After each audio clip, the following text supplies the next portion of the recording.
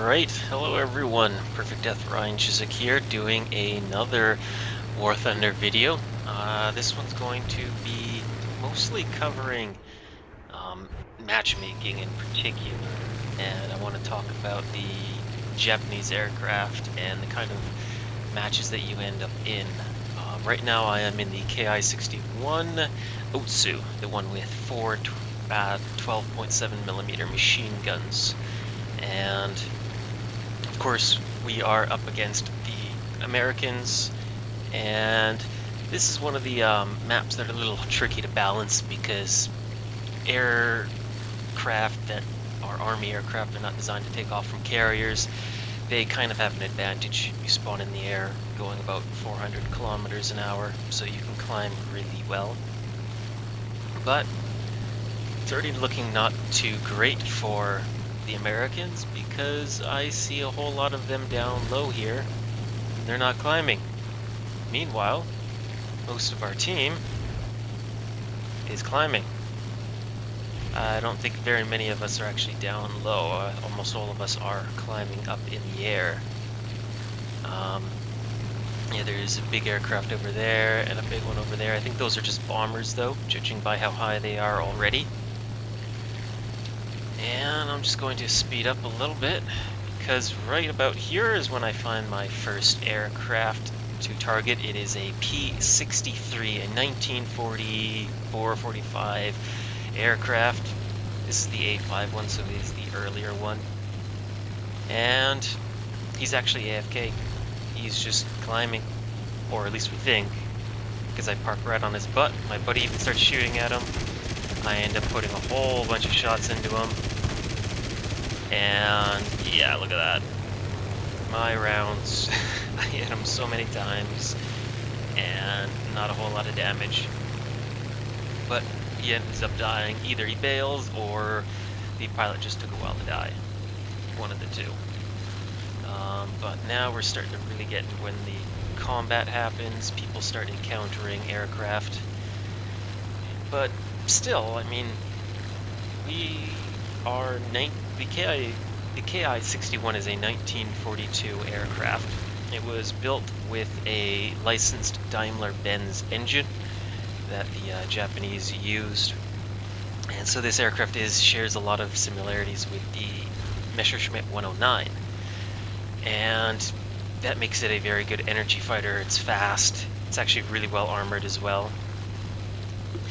And we're faced up against F6Fs, which are 1943, 1944 American fighters.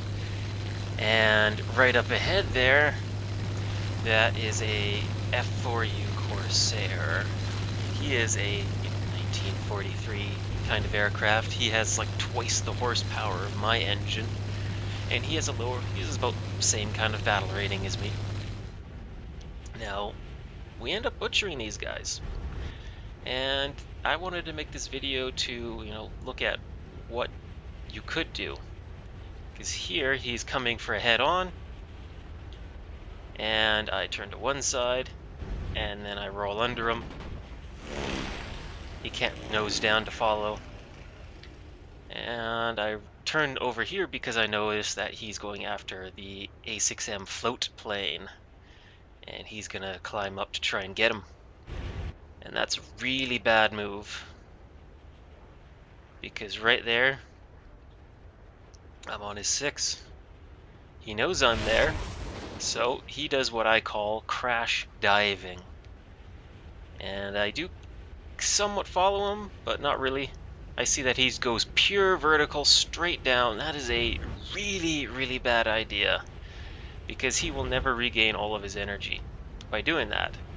So what I do is, as I'm watching him, I know he's under the clouds. I spot him again there, and instead of diving straight down, I loop around. I do a gentle turn. He just burned off all of his energy doing a hard reversal like that. And now I'm on his tail. I have more energy than him again, and he's distracted going after him again, after my buddy. So I get a shots in, and their fuel tank's on fire. I'm firing air target ammo. Set him on fire, and he's actually going to burn for about ever. it takes a really long time for him to die. I loop around because I see that there's an F6F down there, so I kind of loop down, slow myself down a bit.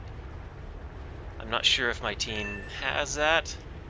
I'm still getting crits on this guy. He's just burning and burning. But I decide to just chill out up here. And eventually I kind of turn and look because I'm like, when's that Corsair gonna die? I lost spot of him. I have no idea where he is. I know there's a P39 over there. But at some point, I end up, paying attention to what's up there. There's another Corsair. And he's playing around with our float plane 0. And I decide to, climb up steadily. Not exactly towards him. Keep my speed up. And I finally get the Corsair kill. He eventually crashed somewhere. But I start climbing over here. The, Corsair is not actually successfully hitting the float plane, which is a bit of a problem for him. He's just pushing for head-ons against this guy, and that, float plane just keeps rolling out of the way, and he keeps doing these high vertical maneuvers, and that's preventing him from really conserving his energy. And meanwhile, the rest of the team is able to slowly climb our way up. And instead of doing a hard vertical maneuver to climb up, I do a steady turn without trying to prevent myself from losing as much speed as possible. Just nice and gentle go around.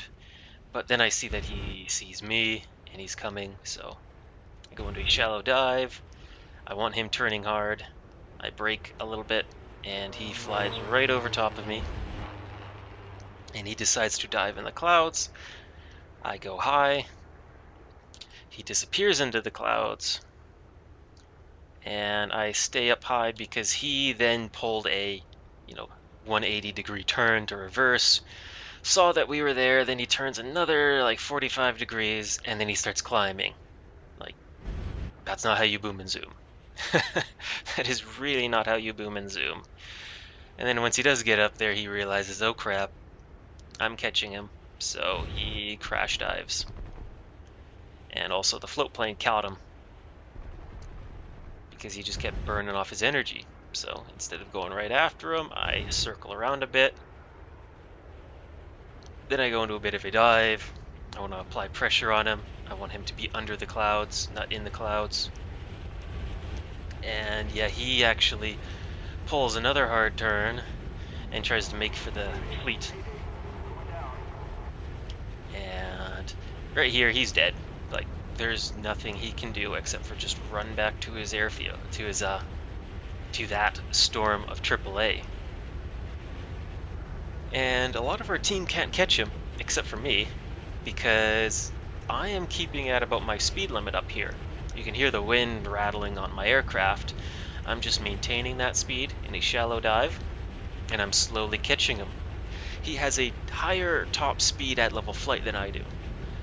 But because he blew off all of his speed in a crash dive, he cannot gently bring himself down, which is what you should do if you're trying to run. You go into a shallow dive and you keep going like this. So I'm going to catch him. And he's already realized that. He's going to try and circle around. And I'm also pulling some of the AAA away from my team. I go high when he turns under me. Keep my energy up, and then come down, roll, check where he's going. He eventually spots me coming, and then he makes a hard brake. I just barely miss. I don't want to pull too much G's because that'll slow me down. That'll make me an easy target for the AAA. Roll in again, and he's doing everything bad. You don't want to be doing that kind of a hard turning maneuver with this kind of an aircraft, because he just lost all of his speed, almost got friendly fired. But eventually he went down, and then I put in some shots onto him. I go high, I see him turn back a bit, but then I stop, reverse, and then he gets killed by our Ki-45. So that's the end of this match. And it's kind of a important point that if you are boom and zooming in an aircraft, you want to maintain your speed more than anything. The only time you want to crash dive like those Corsairs did is if someone's right on your tail. But then as soon as you get out of his effective fire range, you want to immediately start leveling off, conserve your altitude, and keep to a shallow dive because it's more efficient for getting speed out of than a crash dive straight down. Just like with climbing, if you want to climb up after you've done a dive, you don't want to do a high dive because your aerodynamics, the higher you point your nose up, the less lift you are going to be generating under your wings. Same with diving. You want to keep that efficiency high. And that's what a lot of American fighters are really good at. They're really good at keeping really high speeds. And the Ki61 can kind of compete with that, but not for very long. Problem is they never really tried to do that. They just crashed over, figured that they could get away, but I was too conservative with my speed, and I was able to catch them in the long run. And that happens a lot. Happens so much whenever I face against American aircraft. And it mostly is because of patience, because if you do take your time to zoom away, usually the guy you just attacked has gotten time to regain his energy, and he's able to, reposition himself and be ready to dodge you again.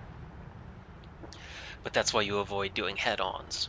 You attack them from above, because then any amount of turning that they do, all you have to do is roll your aircraft to compensate for their maneuver. And then you can make snap adjustments just by rolling your aircraft. Like what I was doing to those guys, I would go up above them, and then I mostly had to roll to adjust, and then pull a little bit of lead. And that's what the American fighters are really designed for, but it's not as intuitive as turn fighting. And that tends to be why certain nations are really popular. The other is for Germany, they have a really good climb rate. So you're able to get high, and being higher than people demotivates people. And I've shown that in other videos of how to deal with someone who's above you. But in this case, this is how you deal with a guy who does not want to conserve his energy. He's burning it off too early. And you just conserve your own, and you creep in on him, and you take him out. So that's this rant.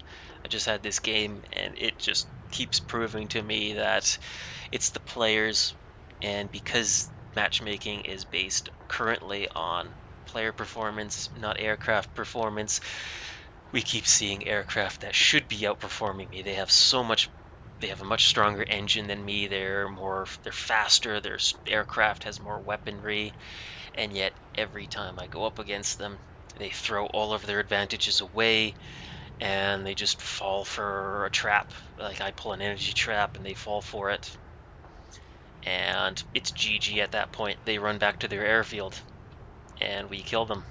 So I'm Perfect Death, Ryan Chiswick. Take care.